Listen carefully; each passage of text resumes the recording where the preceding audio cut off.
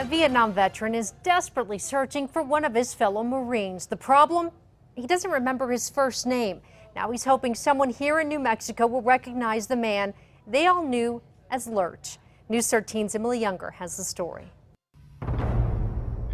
We took 27 guys killed that day alone. December 27th, 1967. It was one of the deadliest days for Marines in Vietnam.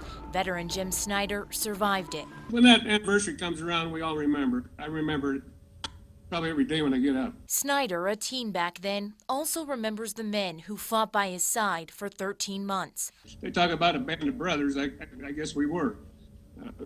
We're just kids, 18, 19, 20 years old. After the war, those brothers went their separate ways.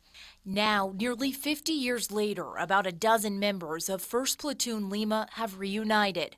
But there's one important man they haven't been able to track down. Meet Corman Smith, known to his buddies as Lurch, as in the butler from the Addams family. Somehow he picked up that because he had a real deep baritone voice and he was tall, but he was a wonderful person.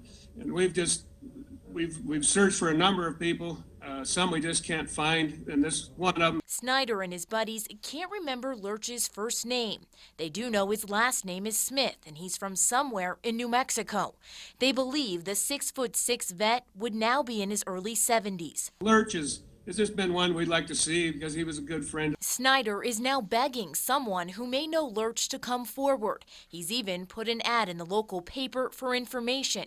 The hope this band of brothers will someday all be reunited again. If we can locate him, we'll come to New Mexico. Emily Younger, KRQE News 13.